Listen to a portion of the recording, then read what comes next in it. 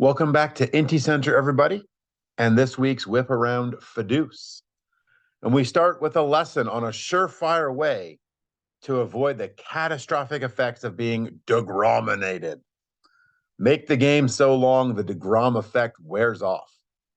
DeGrom went 8 innings in his series opener against the Gales in November. He gave up 2 runs on 5 hits. He struck out 11 and walked 1. He left with a 3-2 lead that disappeared when Shane Mack also made a fastball disappear. That fastball came from Dazzy Vance and it went into the bleachers. 5 innings later in the 14th, Mack reaches on a 1-out error by Willie Mays. His hustle pays off. He goes around the bases on a single from Ben Zobrist, scoring the winning run, and the Gales of November take the opener 4-3. Curt Schilling used a baffling mix of pitches and races to keep a shack of their own frustrated all day. Schilling tossed 7 innings, giving up 1 run on 3 hits. He struck out 4, he walked 4. But much like Kobe Altman when a New York basketball team wants to fuck up a trade, a shack of their own found a way to get it done. In the bottom of the 9th, Ned Williamson drew a leadoff walk. Tip O'Neill, Harry Stovey, John McGraw, they each hit 1-out doubles.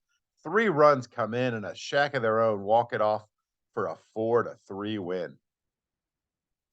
In the second game of their series, Guy Hecker, 5 innings pitched, 3 hits, 1 run allowed, and Walter Johnson, 6 innings pitched, 2 hits, 1 run allowed. Both deserve better than a no decision.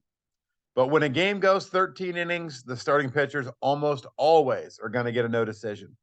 In the 13th, it was the hustle of who else? Jose. Combined with the ability of the Family Madrigal to, quite honestly, play like some slap-hitting shit goblins that got them the win. Jose Ramirez draws a leadoff walk. He goes to second on a ground out. A single from Elston. Howard watches Jose hustle around, easily beat the throw from Tim Raines, and get the walk-off win for Madrigal. Performance enhancers hit 5 homers against Let's Play 2. 2 from Bill Dickey and 1 each from Dick Allen, Eddie Collins, and Barry Bonds. Dickey's homers weren't cheap for Let's Play 2. He had a 3-run shot and a grand slam. They bury Let's Play 2 in the first game of their doubleheader, 17-4. But as the saying goes, they should have saved some of those runs for the nightcap. That one would need extra innings because Zach Britton blew the save, giving up an RBI double to Vladimir Guerrero and a game-tying single to Gabby Hartnett. Let's Play 2 would win it in the 11th on a sac fly from Ryan Sandberg and take it 6-5. Pointy, take heart. If this were a 2-legged soccer tie, the enhancers would have won 22-10. Alas, it's baseball. A 2-run homer from Fred Lynn put the Pilots up 7-5 in the 8th against the Gales of November. Rod Carew had an RBI double and Josh Gibson a pinch hit RBI triple in the bottom of the 8th to tie it. And in the 9th, Al Simmons would spawn a walk-off double, scoring Shane Mack to win it. Jake Arrieta gave up 1 run on 5 hits, and he takes the loss. Why? Because Amazing's got the good version of Satchel Paige to show up. Paige tosses a complete game shutout, giving up 7 hits, walking 1, striking out 7, and retaining his title as the most inconsistently dominant player in the league. A Ty Cobb triple was followed by a Joey Votto ground out in the 4th inning to produce the only run of that game. Roy Halladay and Warren Spahn gave us a similar pitchers duel. Halladay went 8, giving up 1 run on 9 hits as Sithy couldn't find a clutch hit. Spahn only went 5, gave up 1 run on 3 hits. Dizzy Dean gave up 1 run in 3 innings of relief work on just 3 hits. That was the difference. Corey Kluber looks shaky, but he gets the save, and the Diamondbacks take it 2-1. Willard Brown, Willie Mays, and Edgar Martinez each hit solo homers in the 1st inning as the Pilots looked to avoid a sweep at the hands of the Gales in November. But Elmer Flick hit a 2-run homer in the 5th. Josh Gibson hit a 2-run homer in the 6th. That one tied the game at 4. And the Gales scored 2 more in the 6th. They hold on for that 6-4 win, and they sweep Stone Temple Seattle Pilots. Insult, check.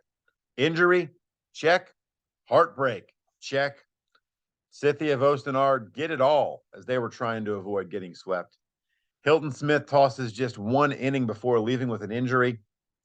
They rallied around that. They got dominant pitching from Ohtani, Black, Doolittle, and Eckersley, but the bats couldn't get much off Slim Jones. This one was tied at 2 and needed extra innings. Ken Griffey Jr. got a 2-run double in the top of the 10th. Babe Ruth did hit a solo homer in the bottom of the 10th, but Corey Kluber retires Joe DiMaggio and strikes out Carlton Fisk to get the save. The Demonbags take that one 4-3 and sweep Scythie on the road.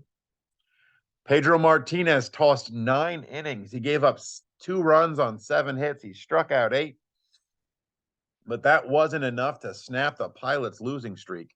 Greg Maddux countered Pedro with 9 of his own. He also allowed 2 runs on 8 hits. He struck out 7 and walked 3. This one would need the 15th inning before either team would score their 3rd run. It would be let's play 2. They'd get a sac fly from Javi Baez. That would be just enough, and they would hang on for the 3-2 win. A day later, the Pilots did snap the losing streak at 4 games thanks to a complete game from Charlie Bender, again proving why they traded for him. He gives up 1 run on 6 hits. He strikes out 5. He walks none, and the Pilots do get that win. Sandy Koufax and Whitey Ford tossed complete game shutouts to lead their teams to victory. Ford allowed just 6 hits as Scythie topped the Yodas 3-0. Koufax also allowed just 6 hits. The Diamondbacks topped the throws 4-0. Jacob deGrom, he got chased in the 6th inning, and that's not likely to be the formula to get the Pilots onto a winning streak, and it wasn't here. deGrom goes 5 2/3 innings. He gives up 6 runs on 10 hits. Paul Molitor had the big day. He had 2 doubles and 3 ribbies. Let's Play 2 win it 7-4. The Pilots have fallen out of first place as they limp to a 1-5 set of games during this recap. A 7-run first inning highlighted by a grand slam off the bat of George Sizzler. Got a shack of their own off and running. They never look back. They get a complete game out of Addy Joss. They win it 13-5 over the Barrels. Mike Scott delivered a dominant performance to help Scythie get the win over the Mother Boys. Scott tossed a complete game 4-hit shutout. DiMaggio and Fisk each drive in a pair, and Scythie take that one 5-0. Last note for the week, remember to pour one out for Siorax Steel Tiger Cranes. 35 games back to a playoff spot with 33 games to play means they are officially the first team to be eliminated from playoff contention this season. Up next in those crosshairs, the Every City Bandwagoners, whose tragic number sits at just 7. That's going to do it for IntyCenter this week. We'll see you next time for another whip around Fidooce.